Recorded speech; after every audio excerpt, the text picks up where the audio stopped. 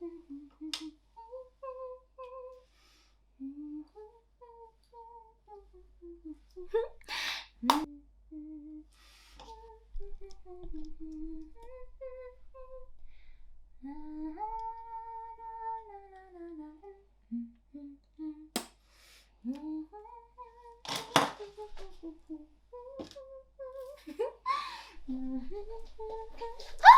hello, dearest friends. It's so good to see you again.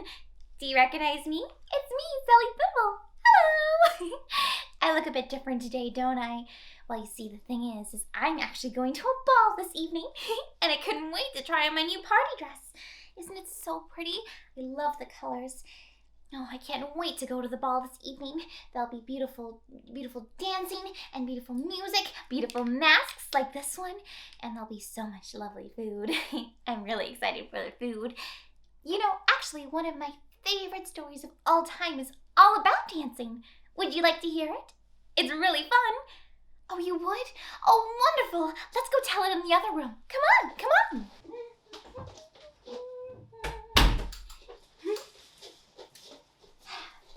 Get all comfy. Are you ready, everyone? The tale is called The 12 Dancing Princesses. Are you ready? Here I go. So, once upon a time, in a land far, far away, lived a king who had 12 beautiful princesses. Now, these princesses all had their own beds, but they all slept in the same bedroom. Now, each night the door was securely locked. But each morning when, everyone was woken up, the princesses' dancing shoes were found to be completely worn through as if they'd been dancing the whole night away. The king was very confused by all this and would ask the princesses to tell him what had happened.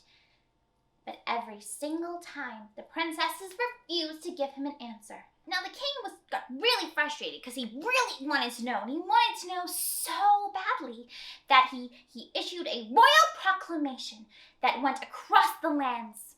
And he decreed that anyone who could figure out the secret within 3 days and 3 nights could have a piece of his kingdom and could marry one of his daughters. That's a big proclamation to make, don't you think, dearest friends? Well, lots of people decided to come from all over the place to try and figure out the secret. You had princes coming, and knights, and sailors, and tailors, and bakers, and candlestick makers. They all came, and they all had very different theories. Some people thought the girls used magic. Some people thought that a witch had cursed them. And some people thought that, well, maybe they just danced in their rooms. They all tried, and none of them got it right. That's a lot of people trying to guess something and not coming up with the truth, huh? Do you think you could figure it out, dearest friends? I don't know if I could. Well, anyway, in the meantime, if we cut across, there was a young man who was returning home from a journey. This was a shoemaker's apprentice called Michael. And as he was taking a shortcut through the woods, he came across an old woman who told him about the king's proclamation. And he was really excited about this because, you see, he actually knew the princesses. He'd made shoes for them before. And he was really, really in love with one of the princesses called Princess Leda. And he would love the opportunity to spend more time with her. But he was worried he wasn't going to figure out the secret either. So the old woman decided to help him out. What she did, and this is really cool, she gave him an enchanted cloak that would make him turn invisible. So if he put it on, he would completely disappear. And she also gave him a mask, kind of like this one, but it would go around his face. And that would disguise his features. And she told him that he could use these 2 objects to spy on the princesses and figure out their secret. And she also warned him to not have anything to eat or drink that the princesses gave him in the evening. Michael obviously was very grateful for her help, so he thanked her and went off to the castle.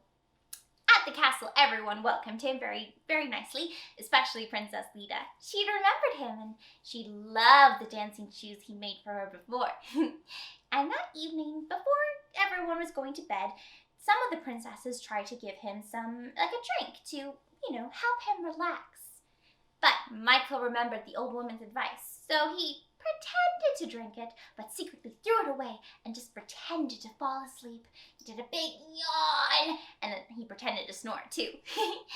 Anyway, when they thought that he was asleep, he grabbed the cloak and he snuck in after them. You ready to know what the secret was? He was about to find out.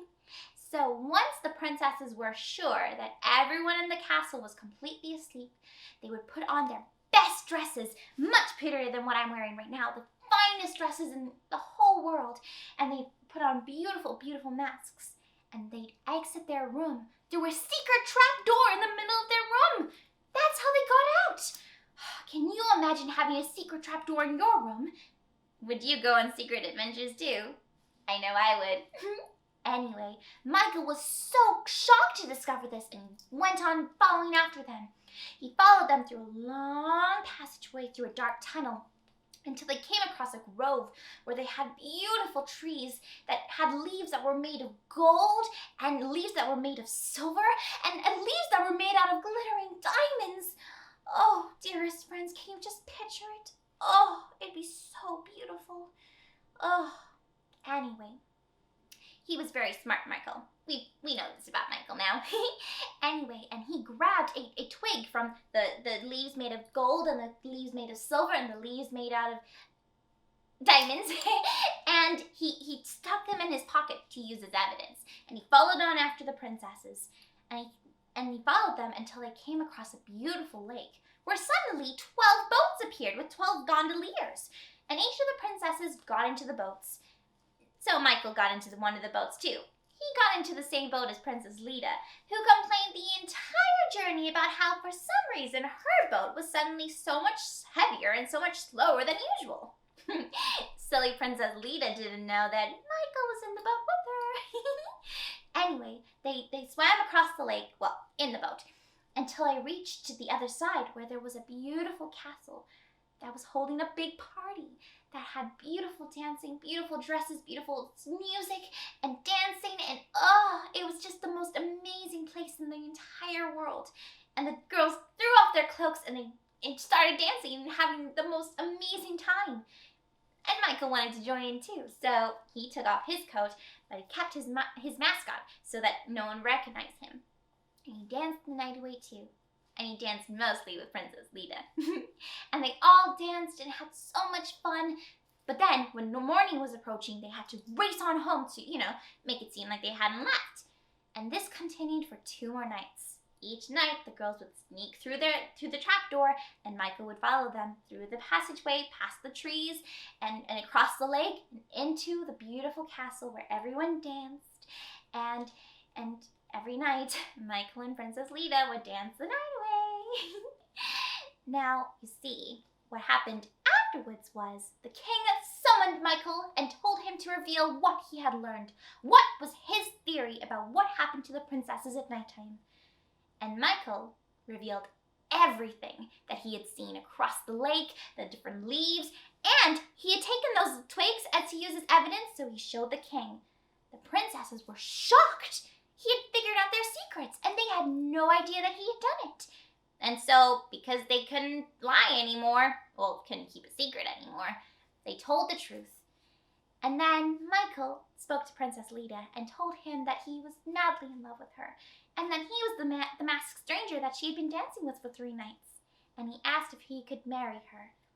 And Princess Lita was both really actually in love with him before and was also falling in love with the masked stranger. So she happily accepted to marry him. And the two of them were married. And so the king, what he did is he gave that magic castle, that beautiful, beautiful palace with all the dancing where they had been sneaking off to, he gave that place to Lita and Michael. And then they ruled peacefully and justly and had many dances and many balls that weren't so secretive, So most people came and they all lived happily ever after for the rest of their days. The end. Wasn't that such a great story? Oh, I love it so much. Especially like the dancing bits. I do wonder about that old woman though. I wonder how she knew all the secrets. Do you think she might have been a fairy? I don't know. But dearest friends, I have to get going now to the ball. I'll see you soon. Goodbye, dearest friends. It was so lovely seeing you. I'm off to the ball now.